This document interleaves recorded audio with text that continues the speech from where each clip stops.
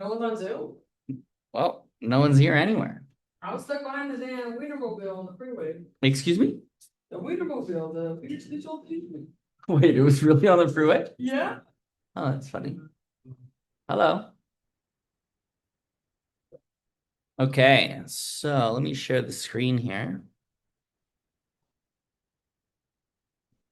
This is where we are currently this day. We're behind. Yes. So I'm not sure that we're gonna make it to instability. Maybe we have to throw out something like Ekman layers. I mean, there's certainly some types of layering that we don't have to do. I think we should do.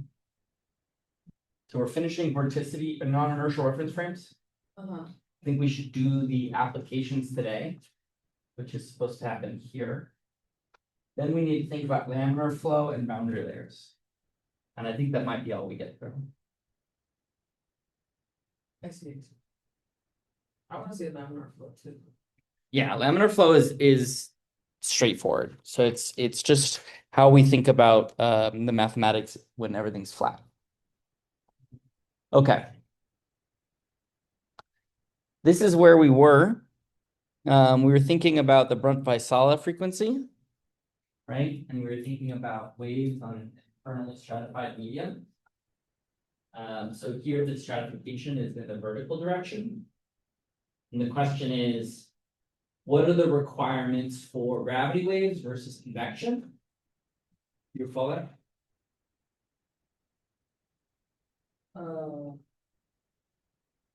Something about the buoyancy, messing with the going backwards to the gravity or the density.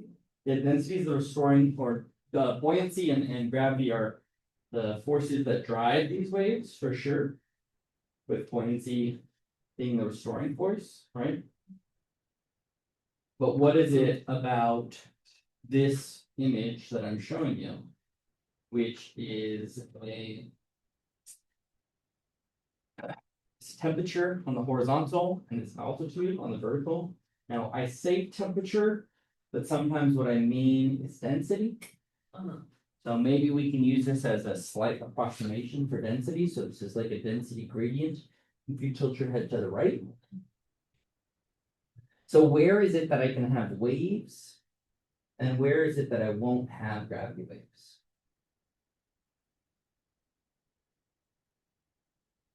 I think at the channels, right?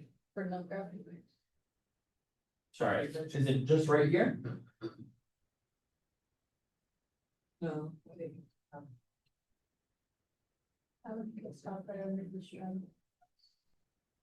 So here to here is where you have what? Gravity waves. Gravity waves. Yeah.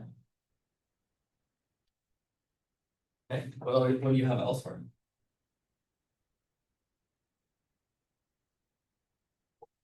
Or you have gravity waves elsewhere. Would you have them down here?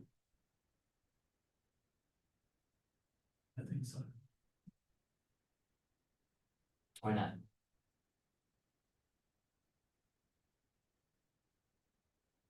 It's kind of just dependent on density, right? Is it dependent on the density or is it dependent on what? None of those things? What is n squared?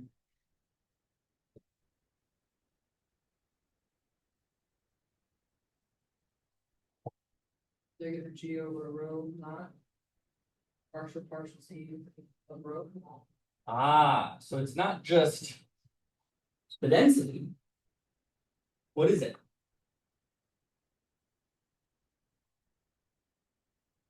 Height, altitude. What do you mean the height altitude? It's What is how this word we density use? is changing. Yes, how density is changing. It's the slope of the density that matters. It's the gradient of the density that matters, not the density itself. Because we see that this has a large range of densities. And yet in this location, with this temperature, and this location with this temperature, you might have two different phenomena. Right? Here and here, opposite sides, you might have different phenomena. So in this region here, what is the slope?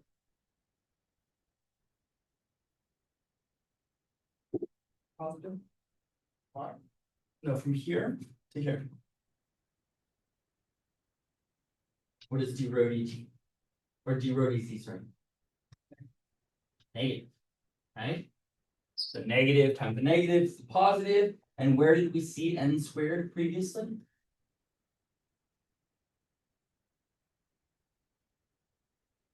We said something along the lines of this. Omega k is equal to little k, big N, or big K. Right? And we went on to say something very important, that U is equal to U naught, E to the I, big K, right? Or sorry, little k. Hold on, how did I differentiate this? Yeah, I think it looks like that. What? Yeah, it's big K dotted, right? Into the x direction. Let's get this specific here. Minus omega t. Right?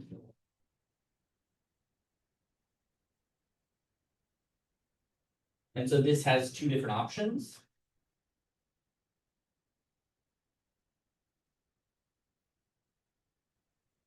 N can be positive, not just positive.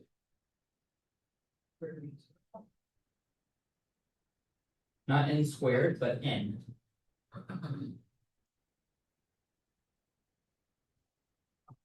Let's do it in steps then. N squared can be greater than 0. And that means that n is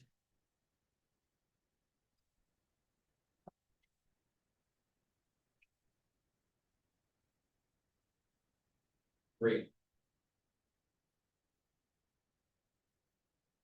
If n squared is less than 0, excuse me? Right. Okay, let's keep going.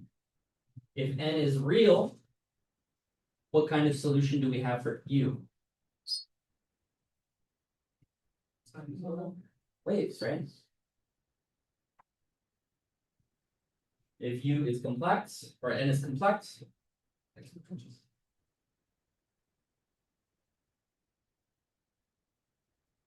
right? Oh.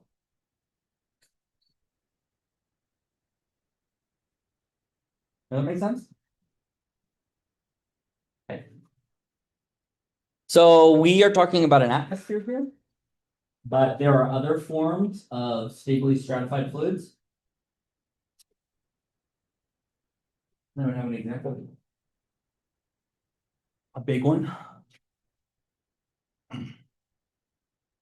What? Stratified fluids? A stably stratified fluid, a large stably stratified fluid that is not the atmosphere. Trees. What? Trees. Trees? Example. A fluid? Oh. Fluid inside is, yeah. There is fluid inside of a tree, that's true. But that I would not classify tree in the fluids category. We love trees, but What did you say? Ocean. Very good. So here's an ocean. Now the ocean looks similar to the atmosphere, except for one key property.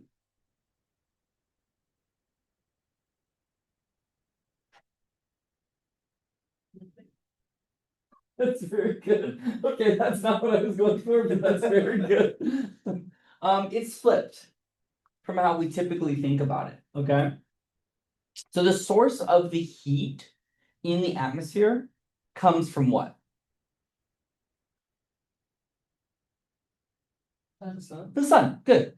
And the sun, does it directly touch the atmosphere and make it warm? No. What does it do? Heats the ground, and the ground heats the air, right? So that's the way we absorb the visible light. We turn it in for infrared, and the infrared's really good at absorbing near the bottom of the atmosphere. Okay.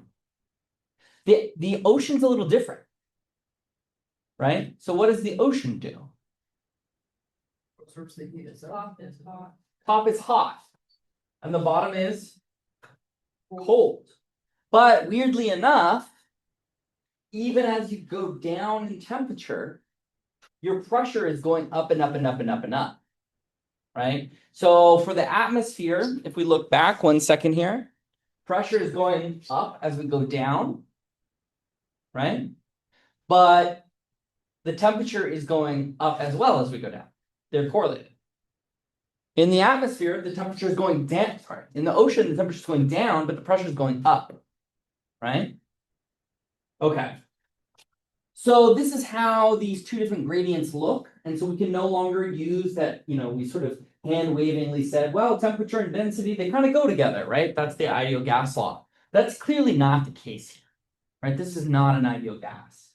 And so the temperature here, you see, can be as high as like 27 degrees Celsius. That's nice. That's like a balmy ocean day. And then you just go a few kilometers down, and we are sub 10 in the 5-degree range. Right? That's as cold oceans. Okay. But the pressure, okay, this has not changed dramatically, not certainly by that much. Has gone from something near the surface of about 10-20 kilograms per cubic meter. Now that's the sort of standard pressure of water. As we go down a few kilometers, it's gone up dramatically, right? So it's gone up by something like 5 kilograms per meter squared. Okay. That's density, not pressure. Sorry, I said the word incorrectly. So it's not like bars. Okay, so let's look at the combination here. Now this thing can be calculated. Okay. So you don't even necessarily, if you have dz of rho, and we think about how we do this in practice, you don't necessarily need to have an equation of state that ties this phenomenon to this phenomenon. Because what you can do is you can drop something like a barometer or a thermometer, and you can just put it in the water, right? Just drop it down, and measure the temperature as it goes down, right? So you can measure these things, and you can calculate n squared, okay? And what you notice here is that n starts off quite low, moves up, flips around, and comes back down again. And there is a thermocline, okay? Just like there was in the atmosphere, here, where the temperature flips over, there's a thermocline in the ocean. Now, this one is going to be a little tricky. I would like you to look at this and tell me where in the ocean we get gravity waves, and if we ever get convection.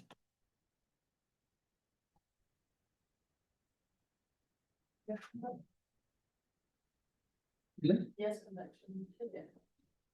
Yes, convection, we should get convection. What do you mean by that? Like, because you're asking for enough.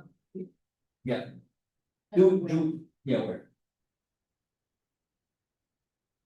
Oh, this is on top. What? On top. What do you mean by that? Like, wait, you're talking about graph waves? I'm asking first about gravity waves. Yeah, where do gravity waves happen?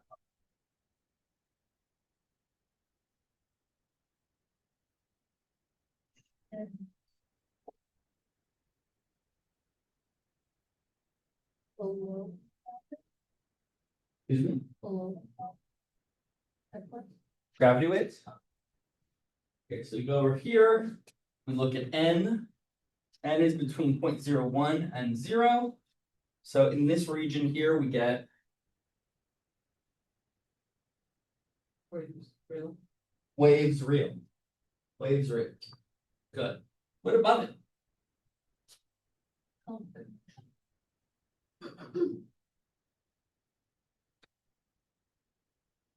It doesn't go below 0 for it. Doesn't go below 0. So it's tricking us. Right? The ocean is stable. There isn't convection in the ocean. right? Because convection, if we think about it in the context of our soup, think about it in the context of our cooking, it requires the necessary condition that the temperature has heat below the cold. And here you notice the hottest part up at the top. And it's always decreasing as you go down. And in fact, this looks stable, right? Because look at this part. Up here, least dense. As I go down into the water, it gets more dense. That's how nature intended, right? So if there is a perturbation, then buoyancy lifts that perturbation up, or gravity pulls it back down, and you get waves. C'est bon? Okay, so typically I think at this point I would want to do like vorticity in rotation, and we did a little bit of rotation, right?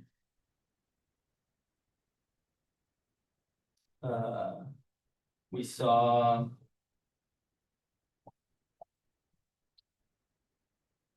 this bad boy. Cash money, right? So let's just talk only about the middle equation. What does the middle equation say in English?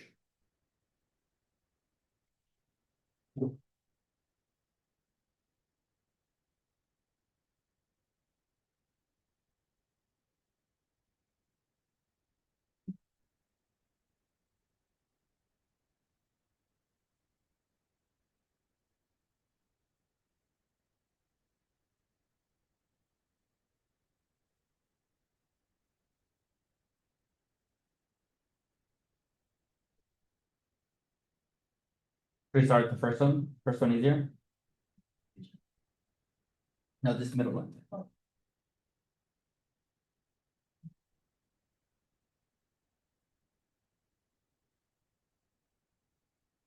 Conservation of the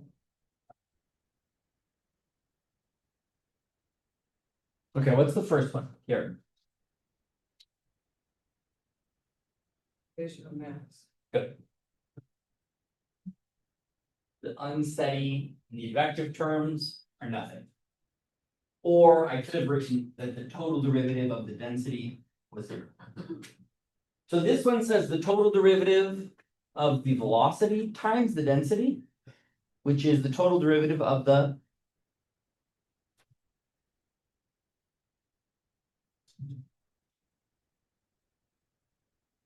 momentum. Very good. So this equation must be good.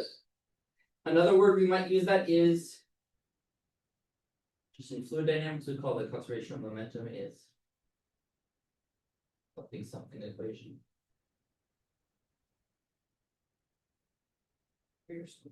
Navier-Stokes equation. Good. So what are the terms? This one we know and love. Pressure gradient. This one we know and love. Body force per gravity. Good. This one we know and love. This one you do know. You just don't know that you know it. This is the hint. Operator. So vorticity is there's no omegas here. This one is the mu. Oh, it's constant. Viscosity. This is the viscosity term. Okay. Good. So now it's this garbage in the middle that we just got introduced to. And this is due to the fact that the frame is rotating. Hence O1 prime, 2 prime, and 3 prime, right? So this is the velocity in a new reference frame. So what's this piece? Oh, change of velocity. What's the What's the big U mean?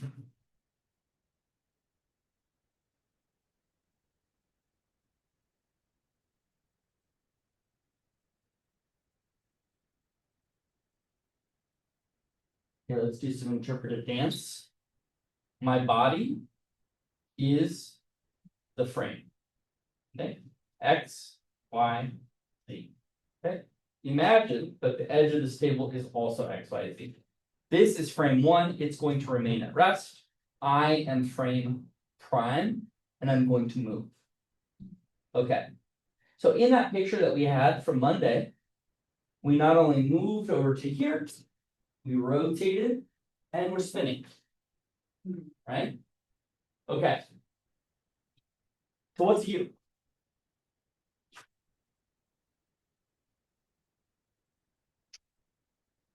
That'll be the velocity of the frame. Velocity of the frame. Very good. So big letters indicate stuff that is not intrinsic to the fluid. Like bulk flow would be a big U, as opposed to little u's, which are supposed to indicate qualities of the fluid. Right, so like little p, that's a property of the fluid that when you divide, you still get, some intrinsic property thereof. As opposed to this, you don't really divide that up because that has to do with the entire frame. Okay, and then it's du dt, so this is not just the velocity of the frame, but the acceleration of the frame. Very good. All right, this one is fun. What's this one? This is the Coriolis term. If you explain this to your cousin, that means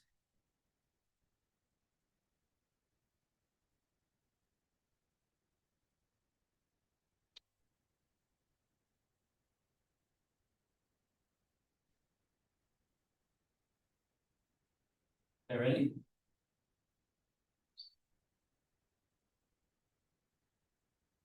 Good. I said, are you ready? Good. So what does the Coriolis term mean? It's. I know it's when you talk about when you throw it and one's spinning and. Yes. Oh, it's the Coriolis effect. It looks like it's curving, but it's. Good. So if I throw this to Trinity and we're in a non-rotating frame, then she catches it. If I throw this to Trinity and we're in a rapidly rotating frame for this distance, for this speed, then either Elliot catches it or Zori. Right? Like depending also on the direction of the rotation. Right? So that's the cross. Right? And so the cross requires motion. U and the rotation of the frame itself, big omega. Right? So this is not the rotation like the vorticity. This is like the whole thing is moving because it's the big omega. Okay, what's this one? The correlation term. But not for the original frame, Why are you saying it like that? because it's like here's the prime, this prime. Yeah, I mean, think about this piece right here, right? What does the first piece say? The change in angular rotation. Change in angular rotation of the big frame with respect to wherever I'm thinking of the frame, right? So here's me, right? Here's my frame, and then I'm translated to a new location, x prime, and now I'm rotating, but maybe I'm rotating differently, right? You got to be able to use the body. Made myself this. Okay, does that make sense? Is this one have a fun name? No, this one's stupid and it doesn't really show up a lot in our fluid. Unless you were thinking about, say, let's say you want to study a star or galaxy. And you are simulating as the galaxy, let's say the gas cloud is collapsing, right? And the rotation is changing, right? As the thing spins up, or maybe there's internal friction and it's slowing down, it's dissipating that is heat, then this would become important. Right? The rotation of the frame itself as you simulate the fluid. What's the last one?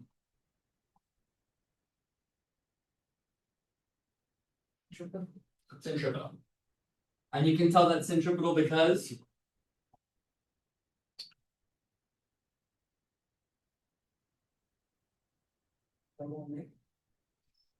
it's horrifying.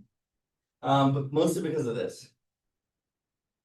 If you have some lever arm in X prime, or if you're not standing at the rotation axis, then you're going to feel this force. If you're standing at the North Pole, you don't feel flying off. Right? Okay. I don't even think that I want to do vorticity of a rotating frame. This is in section 5.5. If you want to use this, let's say you're doing your simulation and you want to include, say, geostrophic flow or Geostrophic flow. I think that you could do that there. But I think this is gonna be better served if we now think about balancing some of these equations. Okay, and we can think about vorticity when it comes up, and in particular, I'll direct you back to this chapter 5.5. But I now want to think about what we call geostrophic flow. Let's see. To chapter 13.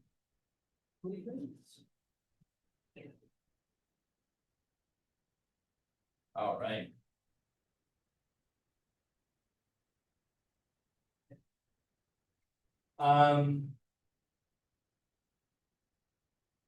Geophysical fluid dynamics describes the variety of physical conditions that lead to something as large and momentous and powerful and dangerous as this, right? Understanding phenomena, weather phenomena like this, is incredibly important, right? Because if we can take appropriate actions to divert resources and to protect people, this saves millions of dollars in countless lives, right? The United States, I think, has something like 80% of the world's tornadoes. Did you know that? You know why that is? Where we're at, Where we're at. What do you mean by that?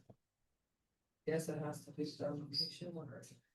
Every city. But aren't there other places around the world that are at that same latitude? Like, is it actually? It had to do with our, let's see, equator, where are we? We're not close to the equator. All right.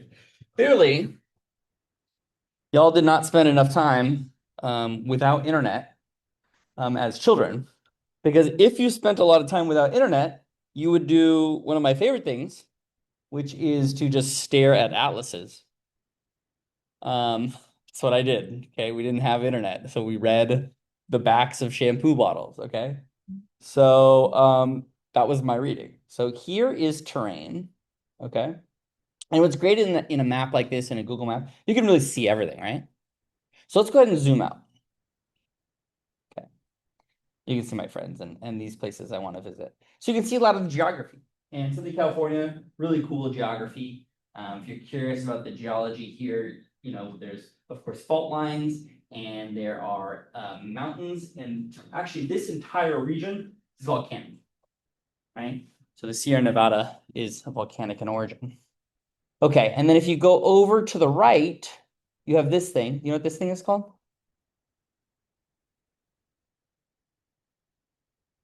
This thing? This giant thing? These are called the Rocky Mountains. Let me show you what they look like in a map. Okay, they're big and mountainy. And they go right through here. Big, big mountains. Let me go back to the train. Okay. So there is a clear difference, right? This is ridged. See these mountain ranges? Goes all the way through, north, south, and then it's flat, right? And there's basically not another mountain until you get to maybe the Ozarks if you want to be generous, but usually most people say Appalachia. So this is an ancient eroded mountain range. Okay. This is the only location in the world where there is a stretch of continuous flat land from the tropics to the Arctic Circle. So what happens is that cold air comes down and is not deflected by any mountain, is not interrupted by anything. And warm air comes up. And where those two things intersect, you have terrible weather. All of this flat is from that, right? Sorry, let me say that differently. The flat is not caused by that. The weather is caused by the flat. Do you know why it's so flat there?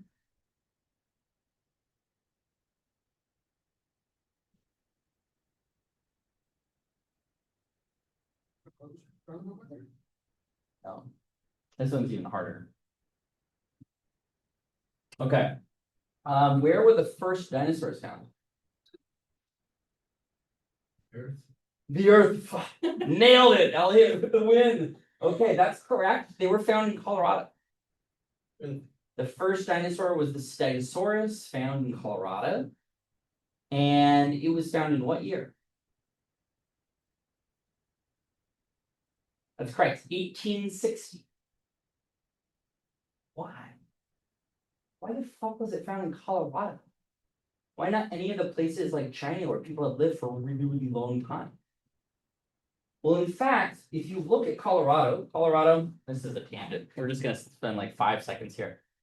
Colorado is like this, flat, and then boom, out of nowhere come the Rocky Mountains. So it's flat and then Rocky Mountains.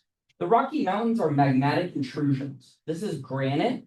This is rock that is formed deep in the inside of the crust. It's buoyant, so it rises. And as it rises, it punches through the surface and creates these beautiful mountains, right? Now, as it does that, it pushes whatever is in the way up. And what was in the way is something called sandstone. Sandstone is a sedimentary rock, which lays like this. But the cool thing about sandstone, it usually comes from ocean floor. So stuff dies, sinks to the bottom, and then gets covered in dirt and sand, and then gets crushed and becomes a fossil. Okay? And what happened here is as granite comes up and pushes it like this, all of a sudden that sandstone gets pushed out of the earth and now is exposed. And you have layer. So if at the very beginning, say in this region, you maybe had fossils really far down, but let's say the seafloor started to lower so that this is no longer an ocean, then you could have land mammals walking around on what was just like maybe urban bogs or marshes, right? And then eventually it would become flat, dry ground. So in fact, many millions of years ago, the interior of this whole thing was an inland ocean. And as the seafloor sank, went down, this all got covered up. What's happening right now is seafloor rise. If the seafloor continues to rise dramatically, like a lot, this whole thing would become an ocean. Okay? Yeah. So that's why you find the first perfectly preserved dinosaurs here. That's also why we have weather. Okay, so that was what we call a tangent, but spend more time looking at this. You also want to look at something like this if you care about geology. Hold on. Come on now. Okay. This is one of my favorite things to look at. It's really hard to notice if you haven't stared at this for a long time. Okay. These are the Rockies. All the way going through. And there's just a hole cut through them. Why? Did God come out with his eraser and just get rid of that part of the Rocky Mountains? Yeah, essentially he did. There is a super caldera right here. This is the Yellowstone volcanic complex. And as the plate has moved over this, it's just remelted everything that was there and made it flat. It's just leveling the Rockies as it moves across. Now, what's really happening is this stays in place and the plate moves above it, right? But it just remelts whatever was there and makes it nice and flat. So I mean, there's not earthquakes. I don't think that there's earthquakes there. This is not a tectonic plate. This is a volcano. So this is a super caldera, just meaning that the crust itself is quite warm, but not that it's under any sort of friction or tension. It's moving smoothly over this. It's just kind of like over geologic timescales, just melty everything around it. Right? Cool. And it's certainly going to explode, but hopefully not in our lifetimes. No. Wow, that's like death to everyone in North America. Okay. So if we want to understand geostrophic flow, if we want to understand geophysical fluids, we have to think about sort of really large scales that we don't tend to think about. We also need to think about some typical scales. And from that, we can begin to say what parts of Navier-Stokes equation do we need to consider in order to be able to understand something as complex as this. Okay. So how fast does the Earth rotate?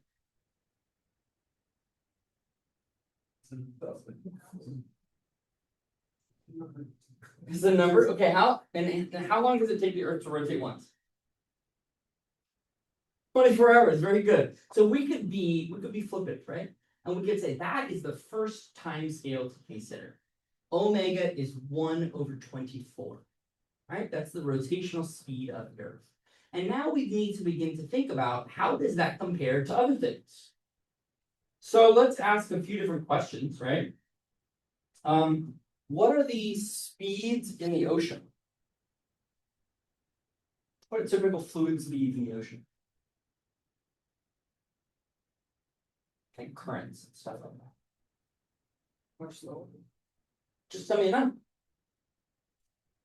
And don't give me inches or feet because we don't know what those are in this classroom.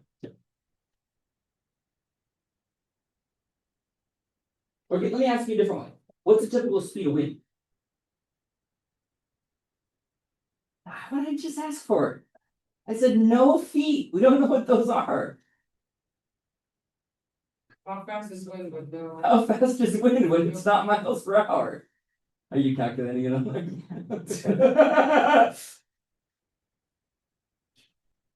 What are our units then? Or we're just. SI units, science That's units. okay. I thought you were God. No, not in vibes. I don't know, speedy. Okay, so what's a typical wind speed in SI units? We can guess what here. 60 kilometers. Is that fast? 60 kilometers, what would that be in meters per second? Let's think about it in the context of what we got, right? So for example, this is about a meter. Okay. So that's about a meter per second. Oh, I see. So you jog, it's something like Maybe 30. 3 or 5 meters per second. Okay. So you say 30? Okay, that seems reasonable. So what about the ocean? You're gonna double it? Nothing to interrupt it. Well, let's think about this. Is it easier to walk in water or to walk on Earth? Walk on Earth, because air is better or worse at deflecting you? Worse. Air is much worse at deflecting. And water is quite good at deflecting, right? So if you're a fish, yeah, it's true that they can go quite fast in the water and so on and so forth. Who goes faster? Fish or bird? Bird. Bird go much faster. Bird go brrr, okay? So let's think about that in the context of what does the average flow look like, not what does the best of a species look like. And if we think about the wind, it's about 10 to 20 meters per second. Whereas in the ocean, flows are about 0.1 meter per second. Now you think in your mind, perhaps you're thinking about waves. And you may be thinking about where the wave breaks on the surface. What causes that?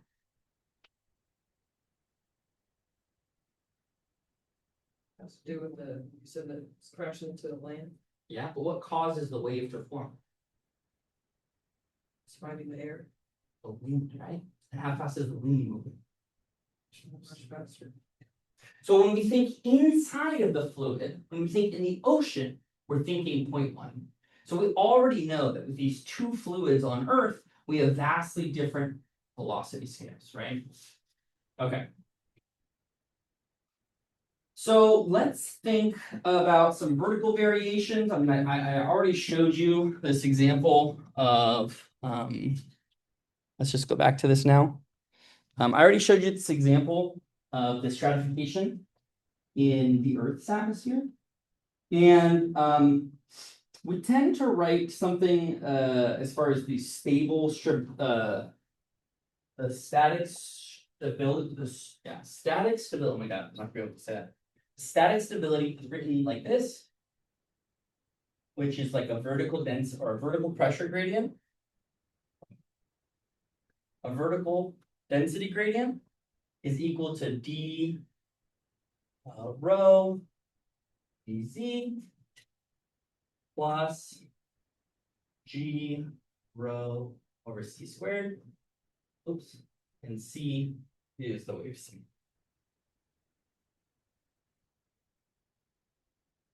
Okay.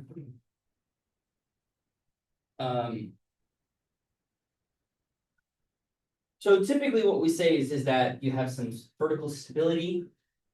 That's what we're talking about here. On the left-hand side, remember on Monday, we were talking about linearizing the equations and talking about how you have some vertical density, which is probably, you know, exponential in some ways, and then some small modifications to it. You remember that? So this piece here, this is our stably stratified. It's basically saying the same thing twice. This piece here is the modification, and this modification is due to the adiabatic density gradient. What does adiabatic mean again? What does an adiabat do?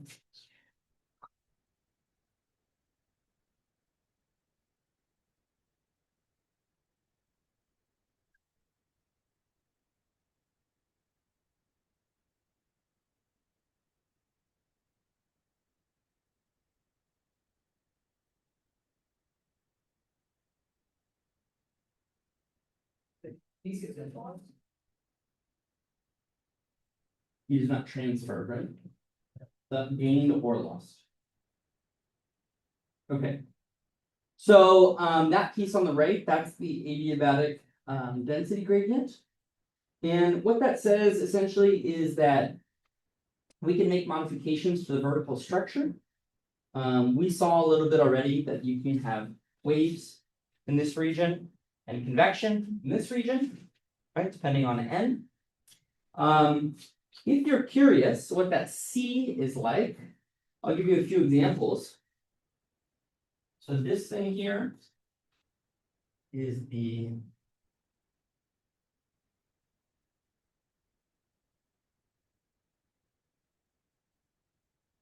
I should say density gradient, but I'm going to say it like this.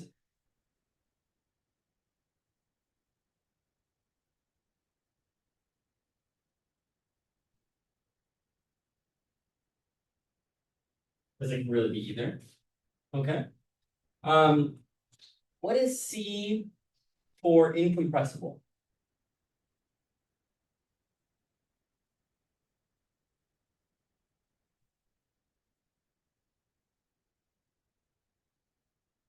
When the fluid's incompressible, I get what waves?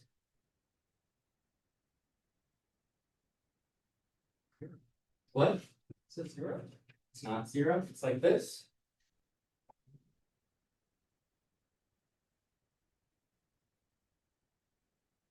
Oh, it's maximum. So Yeah, it's maximum. In fact, we would call that infinite, at least mathematically. Okay. In practice, you don't have any incompressible fluids that are for real incompressible, but they act like that, right? So you might say to yourself, okay,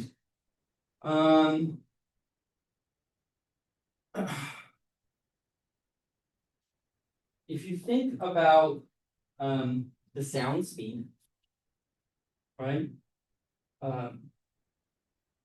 Which is what the wave speed is talking about here. You can think about how this gradient changes as a function of the temperature, as a function of the density, etc. How well are waves propagating through the medium, right? So we say something along the lines of the moist adiabatic lapse rate, which is how this value is changing. It's a function of height. Usually drops at about 5 centigrade per kilometer. And that's like your slope of this part here. Okay. In the ocean, we also have salinity effects. So you have the same thing happening, but vertically into the water. But salinity, which is your salt variation, is a much smaller effect than either of these two. Does that make sense? What's a centigrade? What? Property of the graph? What? Centigrade? Celsius. Oh, Okay. Okay, so we're almost there. So now let's think, we have this in our mind, right? We have all of this cool idea. Okay. And I want to make our lives easier. You know, because I'm a cool guy, right? Don't laugh when you look at them. Okay, so let's think about the equations of motion that are only applicable to geophysical flow. And when I say geophysical flow, this means that we need to make a series of approximations here, right?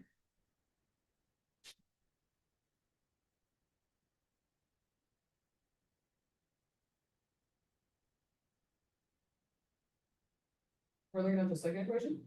Look at all of them.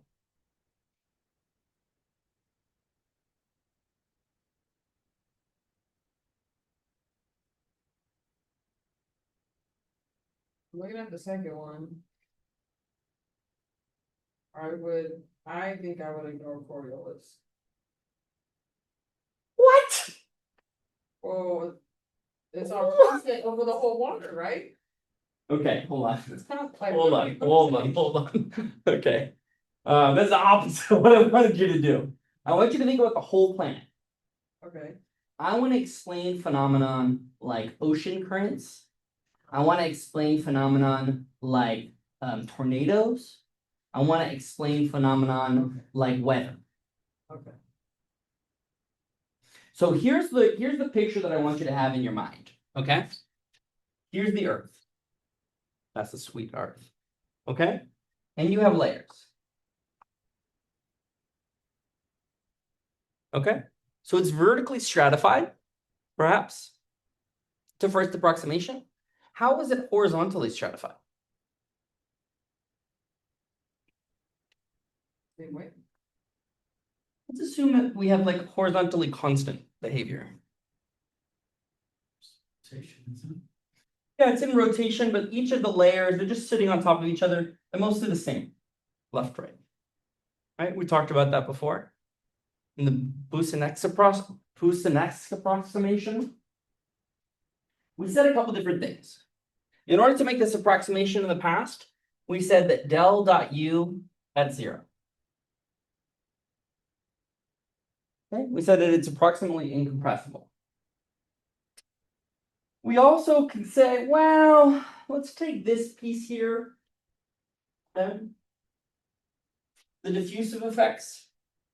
Let's say friction, that's not really that important over these large time scales, large spatial scales, right? You have these huge motions. Let's ignore it for right now. We'll see if we can come back to it. Is the rotation changing?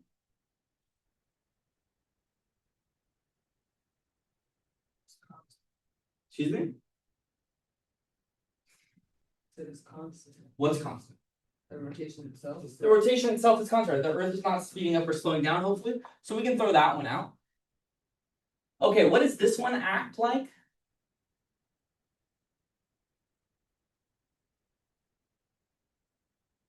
Like, what does it act like? Yeah, what does it behave like when we think about the actual effect on the Earth?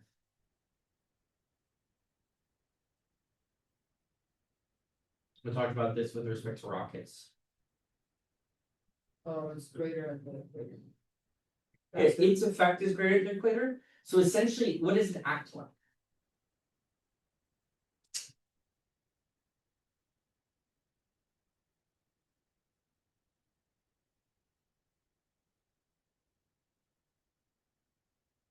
Like. Talking about formula wise? What do you feel as you go from the pole to the equator? Oh, talking about gravity? Okay, Yeah. heavier. You feel the gravity do what? Increase your weight Which way? less as you go down. Less as you go towards the equator. You're getting flung off the Earth. The rotation of the Earth is flinging you, right? So this thing really combines with this thing. And they're kind of similar, right? So it's like a modified gravity term. Okay, what about this one?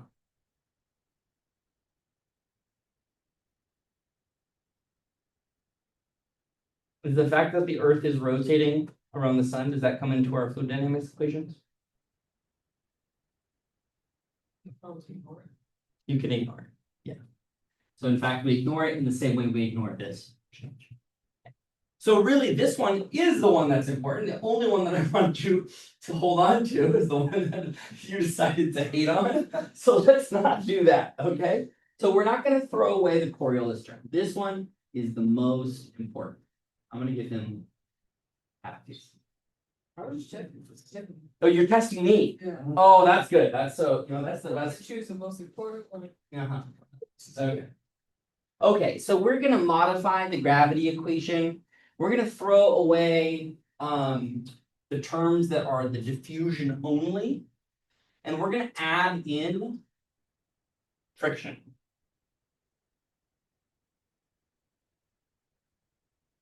You don't like that, right?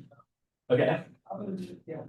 So notice that I didn't add anything special to it. I just did plus F because we haven't yet said what F feels like. But it's really important to remember when we wrote this version earlier, we were thinking about them in a rotating frame and we did some approximations in order to get to it. So I'm trying to be self-consistent here because it's not as though there is no shear. I just wanted to get rid of the diffusion term. So this is the diffusion of velocity, but that doesn't mean there's no stress, right? Diffusion would just be the process of it moving out. And we're talking, of course, about the fact that you can have things rubbing against each other. Okay. This, unfortunately, this is hard. Okay. Frictional forces in geophysical fluids, they tend to be, and I'll show you an example right here. Okay. These are not like smooth, regular phenomena. If you have a look, you see that there's plenty of bulk flow. The whole thing seems to be moving together. But even when you look a little bit closely, you see that there's layering in here. That's great. There's some form of some common structure.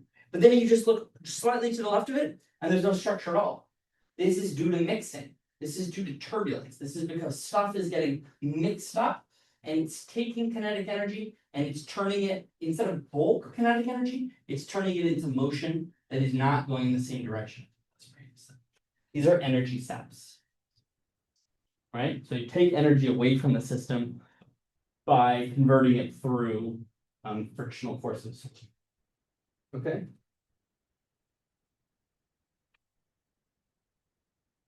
Okay.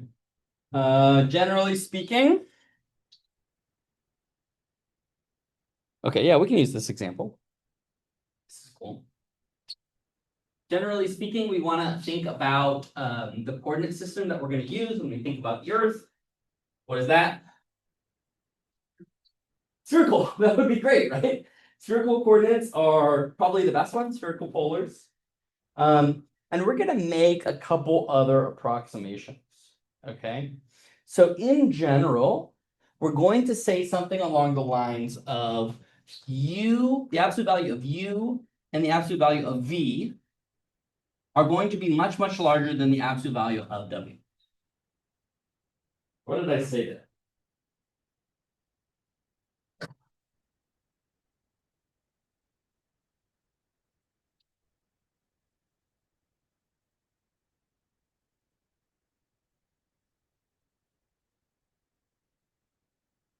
We're ignoring direction, just looking at magnitude, both the velocity and something else is greater than the one.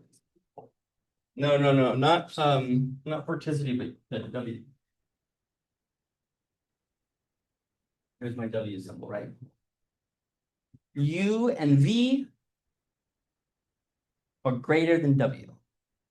U and V being the horizontal components of the velocity are greater than W being the vertical component. So all I'm saying here is that generally speaking, the wind blows left, right, not up, down. C'est bon? Okay. And usually what we can tend to say, now I'm just going to use U for this example. U divided by L, where L is some characteristic length, left, right. So if you were thinking about a hurricane, it would be, say, the size of the hurricane, right? That could be a characteristic length scale. Compared to W divided by H, where W is the vertical speed, and H is the we used H before. What was it? Height. Yeah, which height?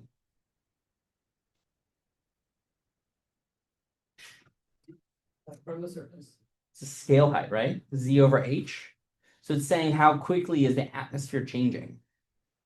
On the Earth, it's something like 5 kilometers.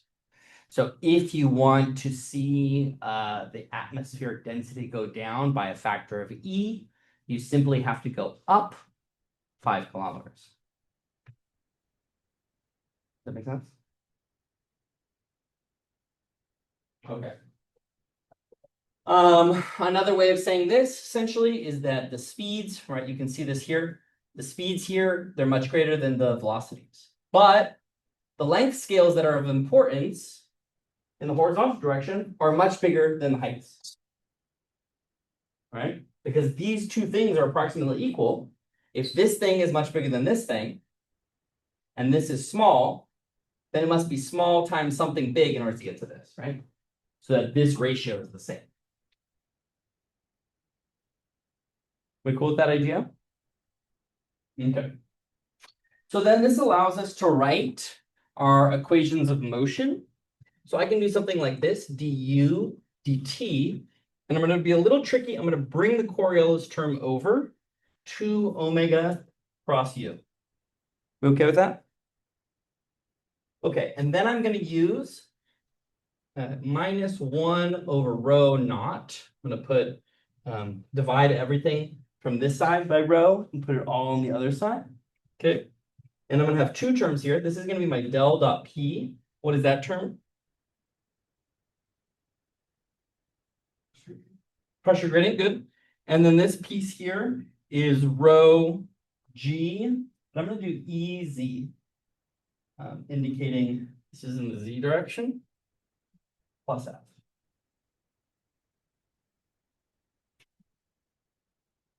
Okay. So what's this term? This is the pressure gradient. What's this term?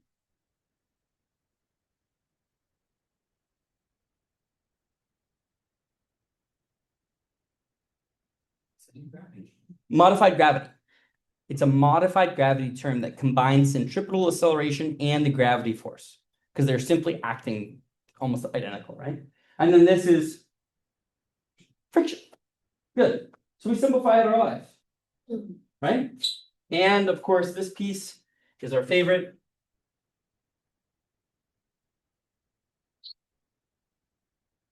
Very good. Cool. Cash money? Yeah. Okay.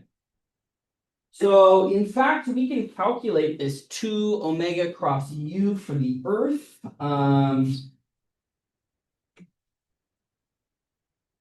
You want to do it? Calculate what? Or 2 omega cross u. This piece. Yes? for sure. Oh, it's so exciting for everyone. 2 omega cross u. Okay, what do I write here? Ex, ey, ez.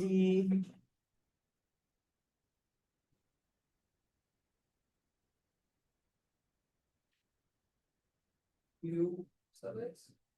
Oh wait, no, you need omega. So that's right. Yeah, so that's a very good question. So let's have a look at this picture here. How the fuck do we write this? Okay, so we're going to use this image. It's not exactly correct, but let's imagine that we are pointing out here. We'll call the up direction Z.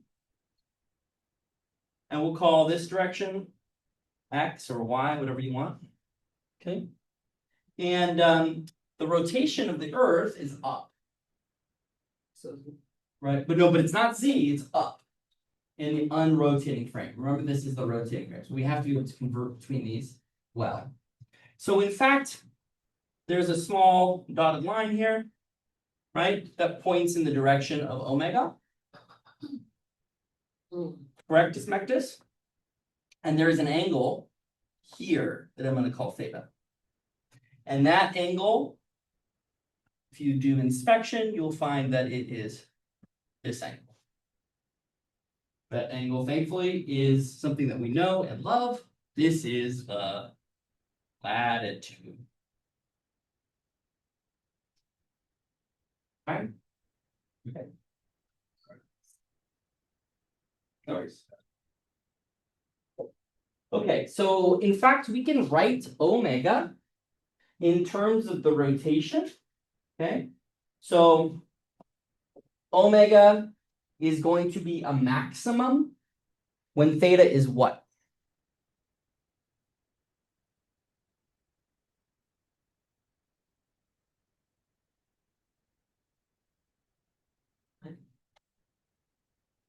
Excuse me? 90. So when theta is 90, okay, then your theta, or sorry, your big omega is fully pointing in Z, right? So I can do something like this, 2 omega, and then which trigonometric function puts it in Z?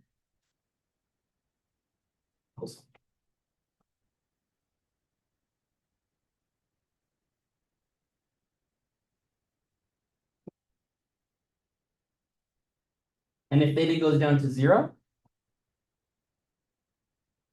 sign of the same, will make the same, sign of the same theta. is it sine or cosine? It's sine, right? Sine, what is sine of 90? Or what? Well, which one is it? Okay, so you think. Right? It's the other way around, right? Okay. So this one here, if we rotate this thing all the way up, okay, then our reference frame is like this. This is Y and this is Z. And now Z is fully in the direction of big omega, right? So therefore it must be sine. Oh, I see. And as I bring this all the way down, my reference frame is here. Now Z would be pointing in this direction and Y would be pointing in this direction. Right? And X is always out to us, for example, in this part of the board. Okay, so then what goes here? 2 omega cosine theta. And what is the X component?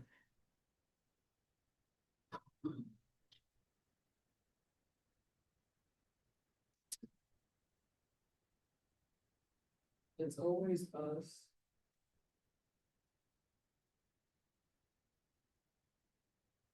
I want to say 1, but it's something constant, right? Because it's always this way. Yeah, it's not. You're on the right track. It is a constant, but it's the boring constant. It's 0. There is nothing in the X direction, right? And so how much rotation you get in either Y or Z depends only on your latitude, right?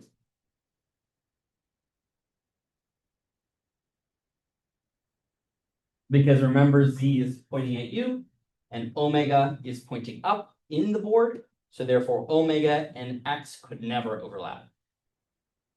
Okay. Let's do the bottom part. What is EX, the velocity in EX? U sub x. That's U. What is the velocity in E sub Y? That's V. What's the velocity in E sub Z? W. Very good. Okay. We got to use the letters that I want to use, right? Otherwise my notes are gonna be fucked. Okay. So this is cool, right? Because then we can just put these things together and we can write out what this actually is, right? So I'm gonna write it out and I'm going to simplify it. Okay, I'm gonna write the x, y, and z terms. So this is a triplet pair, and it looks like 2 omega v s theta. And notice when I say s theta, I just mean sine theta. Okay. Then the opposite is true, 2 omega v s theta for x. And finally, minus 2 omega u cos theta. Okay.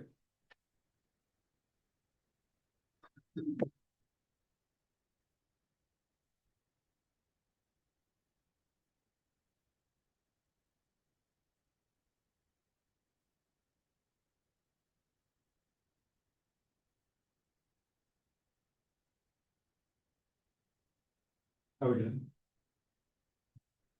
So this is the Coriolis term.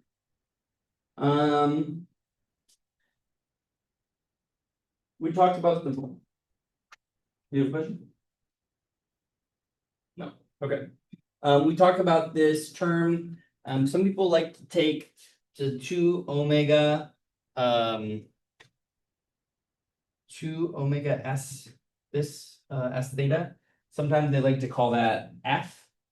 That's the planetary parameter, and you call it like 2 omega s theta, because that has the Coriolis frequency baked right into it, the rotation of the planet with respect to where you are on the planet.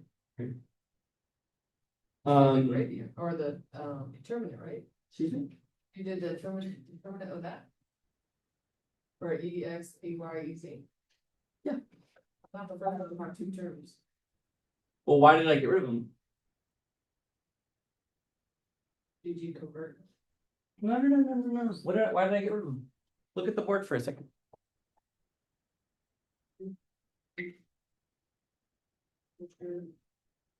Oh, so we're gonna ignore the one with W? Yeah, right? Because U is so much bigger. Right? The only speeds that we care about is when U and V are present, W basically doesn't even matter. Right, okay. Right? And we're just gonna make our lives easier. Now we talked about linearization. Okay. So one of the first things that we're gonna do, we never have enough time in this class. One of the first things that we're gonna do on Monday is we are going to take pressure and we are going to take the density and we're going to linearize those equations. Okay, so what we're going to do is we are going to use something. Let me just write them out on the board and I'll show you what we're going to do. So we're going to take something like each of the individual directions, right? So this is really a vector equation, right? So I could say something like du dt minus f v, okay? And that is this component here, right? The first one, it's minus, and this is the f, and that's the v, right? Plus, equals minus 1 over rho naught, and I'm just looking at the x derivatives here of something called p prime. Okay. I'm also going to have the horizontal velocity, viscosity components, because I'm only going to be caring about the horizontal changes here. Write this all before I run out of space. That's u, v, and then we're going to separate this from the vertical viscosity, okay, with a v, and that's going to be del squared, del z squared, omega, not omega, sorry, of u. U.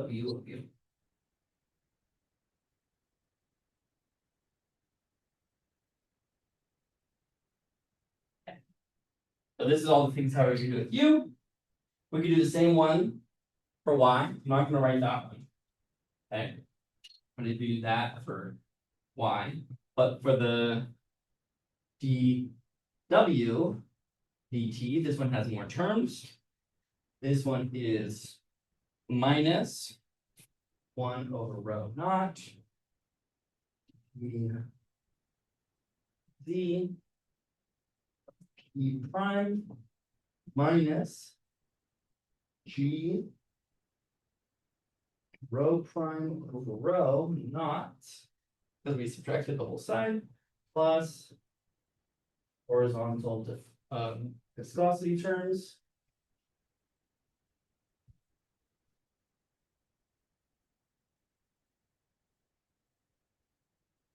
And the vertical viscosity terms.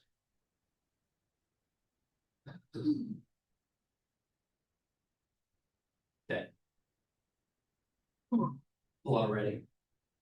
So these are the equations, the fluid equations, for a primarily horizontal fluid within a thin layer on a locally flat, that is to say, the rotation of the Earth is quite large compared to the motions that we're making, but the object is still rotating. Right? So you don't have any curvature effects of the ground itself, but the fact that the whole system is rotating is felt. Right? And what we're going to end up doing on Monday is we're going to look at something called geostrophic balance or geostrophic flow. And this is essentially where different parts of these fluid dynamics equations, they start to balance. The first one we're going to ask for is, can we make the Coriolis acceleration balance against the horizontal pressure?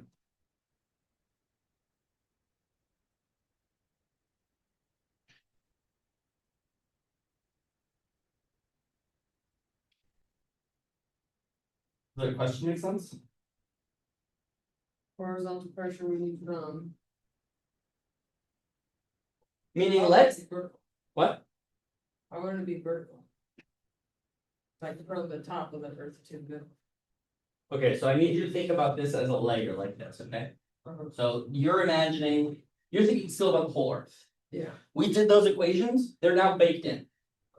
Okay, the whole Earth is rotating, and we have a coordinate system which can move. But locally, we need to zoom, and we need to look here at the Earth. And locally, the Earth looks flat. Mhm.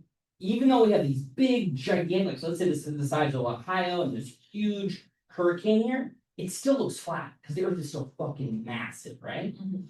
So the whole thing is rotating, and these directions here, they all have speeds, wind speeds, that are much faster than this way.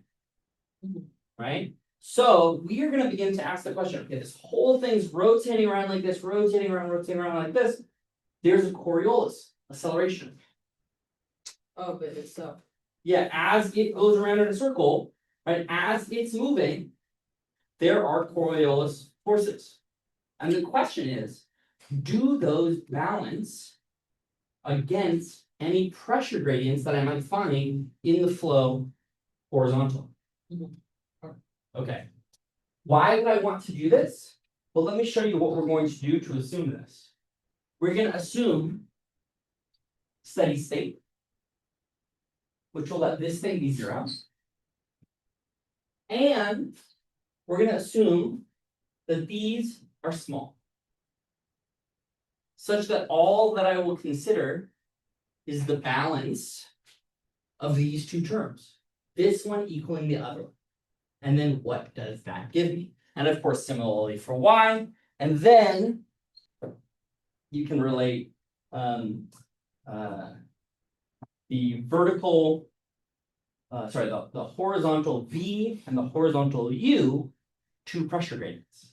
Because if you recall, on this side you have V, on this side I have a pressure. And this thing F, that's just where I am on Earth.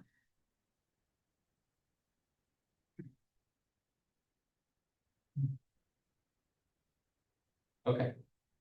And that's going to give us some extremely counterintuitive results. Okay. That look something like this. Now I'm gonna walk you through these, but this is the This is just how we think about them. So you've seen like on the meteorologist report, highs and lows. We have a high pressure system coming in. Okay, well, high pressure systems, they rotate counterclockwise. And low pressure systems, they rotate clockwise. And I'm gonna say this without proving it, and I might be wrong when we check it on Monday, but this is the way that they interact with one another, such that the flow goes between a high and a low. Flow goes like this between them. Does not go from the low to the high or the high to the low. With passing between them. You see that? So similarly, this is an example of lows and highs. And you would think that the flow goes from here to here, but in fact, it follows the contours, goes in this direction, and the wind goes in this direction. And so therefore, when you look at an actual image, here is a low. The flow does not go to the low, it wraps around it. Right? These are geostrophic flows. Okay. All right, I had you kidnapped for a little bit longer. I'm going to show you that in much more detail on Monday. So get fucking hype.